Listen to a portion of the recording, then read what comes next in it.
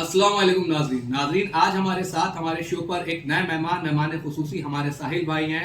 हमारे साहिल भाई बहुत ही प्यारे हमारे भाई हैं और ये भी एक मसलक से एक फिरके से ताल्लुक़ रखा करते थे, लेकिन फिर अल्लाह रब्बुल आलमीन ने इन्हें हिदायत दी और इन्हें ये एहसास हुआ कि जो फिरके हैं ये इस्लाम के अंदर बातिला चीज़ है, इसकी कोई भी असल मौजूद नहीं। और फिर इन्होंने अपने फ़िरक़े से ऐलान बरात किया और अल्हम्दुलिल्लाह आज ये कुरान और हदीस से पूरी तरीके से जुड़ चुके हैं। तो साहिल भाई, आपकी खुशामदीद है हमारे शो में।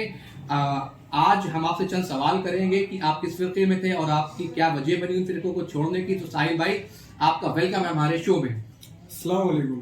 तो साहिल भाई, आप किस मसलक से ताल्लुक़ रखते थे? मैं मसलक आला हज़रत से ताल्लुक़ रखता था। तो आप जो मसलक आला हज़रत से ताल्लुक़ रखते थे, तो वो आपने उस मसलक को क्यों छोड़ा? मेन वजह ये थी, उसमें गैब में शिरक, जो खुदा के साथ में किसी और को शरीक कर लेते हैं, इस वजह से मैंने वो मसलक छोड़ा। अच्छा, तो आपने वो जो गैरुल्लाह से वो लोग जो गैब में मदद तलब करते हैं, इस बिना पर आपने उस मसलक को छोड़ दिया। जी। तो हम आज आपसे जानेंगे कि कौन सी वो आयात थी या कौन सी वो अहादीस थी जो आपके लिए हिदायत का सबब बनी और अल्लाह रब्बुल आलमीन ने आपको कुरान और हदीस के करीब किया। अल्लाह सुब्हान तआला कुरान में इरशाद फरमाते हैं, जिस गुनाह का चाहूंगा माफ कर दूंगा सिवाय शिरक के। अल्लाह की नज़र में सबसे बड़ा गुनाह शिरक है। जी बेशक, अल्लाह की नज़र में सबसे बड़ा गुनाह शिरक है।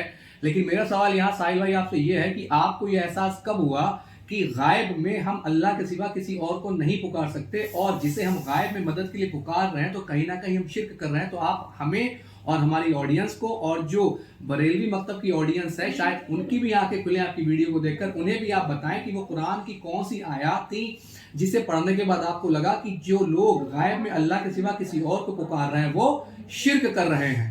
मेरे हिदायत का सबब सूरह नमल आयत नंबर 62 बनी है। तो आप हमें और हमारी ऑडियंस को बताएं कि सूरह नमल और आयत नंबर 62 के अंदर अल्लाह रब्बुल आलमीन क्या इरशाद फरमा रहा है, ताकि और हमारे भाइयों की भी जो है वो आंखें खुल सकें। रमीज भाई जरा गौर करिएगा और ऑडियंस आप लोग भी गौर करिए। भला वह कौन है कि जब मुश्तर उसे पुकारे तो दुआ कबूल करता है और मुसीबत को दूर करता है और तुम लोगों को ज़मीन पर अपना नायब बनाता है।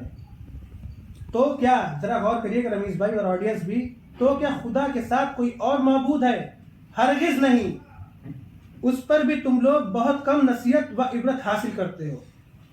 तो इस आयत के अंदर अल्लाह रब्बुल आलमीन ये वाज़ेह तौर पे बता रहा है साहिल भाई कि जिन्हें भी गायब में पुकारा जा रहा है अल्लाह के सिवा मदद के लिए, जी। लोग उन्हें कहीं ना कहीं इनडायरेक्टली मिनी गॉड ही तस्लीम कर रहे हैं। क्योंकि इस आयत के अंदर तो साहिल भाई एक कम अक्ल वाला मुसलमान भी, एक कम अक्ल इंसान भी समझ सकता है इसकी। इस आयत के अंदर ने अल्लाह ने तो बिल्कुल खोल के बता दिया कि हम अल्लाह के सिवा किसी और को मदद के लिए नहीं पुकार ही नहीं सकते। बिल्कुल आपने सही कहा कि ये आयत यकीनन आपके हिदायत का सबब बनी होगी। मेरा अगला सवाल आपसे है कि जो लोग मज़ारात पे जाते हैं या उन पर बैठते हैं या मुजाबिर बनकर बैठते हैं, जो उन्हें पक्का कराते हैं, तो क्या आपकी नज़र में ये सही है? क्या ये काम होने चाहिए या नहीं होने चाहिए?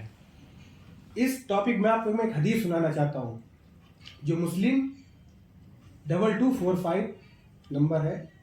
उस पर नबी पाक ने मना फरमाया है कि कब्र को चूना लगाया जाए, उस पर मुजाबिर बनकर बैठा जाए और उस पर इमारत बनाई जाए। तो इस हदीस से तो ये वाज़ेह हो गया कि जो लोग कब्र पे चूना लगा रहे हैं या उस पर मुजाबिर बनकर बैठे हुए हैं, तो यकीनन ये रसूलुल्लाह सल्लल्लाहु अलैहि वसल्लम की मुखालफत कर रहे हैं। जी।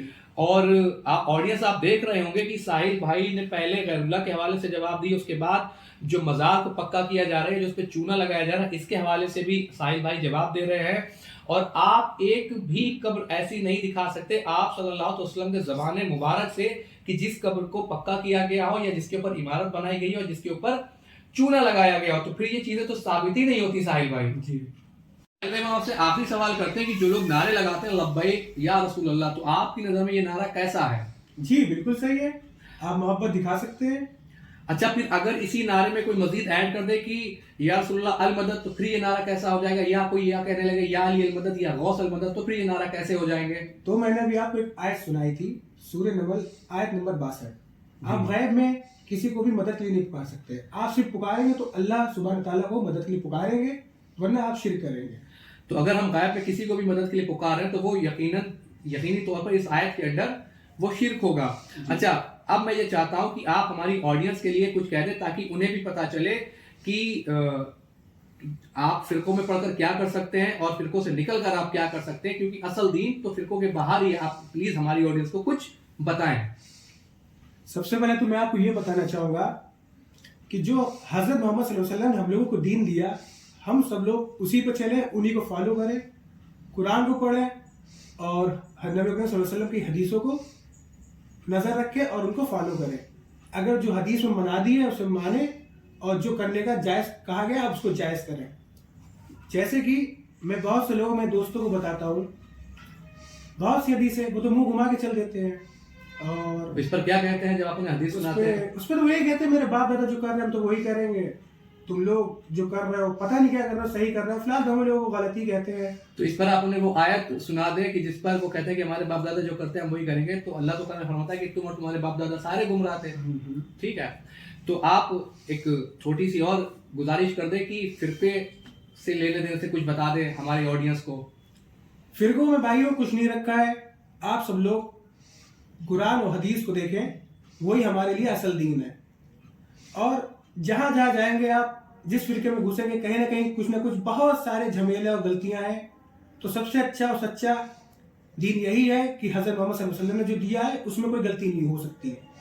تو آج آڈینس آپ نے دیکھا کہ صاحب بھائی ہمارے ساتھ ہے جو کہ بریلوی مکتب سے تعلق رکھتے تھے, اور انہوں نے اپنے مسلک کو 3 طلاقیں دے دی, اور انہوں نے آج ہمیں بہت ساری باتیں بتائیں. یقیناً آپ کو سن کر اچھا لگا ہوگا, آپ نے انجوائے کیا ہوگا, اور آپ کی ہدایت کا سبب بھی بنے گی انشاءاللہ تعالیٰ. اور آپ اس پوڈ کاسٹ کو ضرور شیئر کریں, اور ایسے ہی مزید پوڈ کاسٹ آتے رہیں گے, اور آپ دیکھیں گے کہ کتنے لوگ فرقوں سے باہر نکل کر فقط اللہ اس کے رسول سے اپنے رشتے کو مضبوط کر رہے ہیں. تب تک کے لیے الا البلاغ.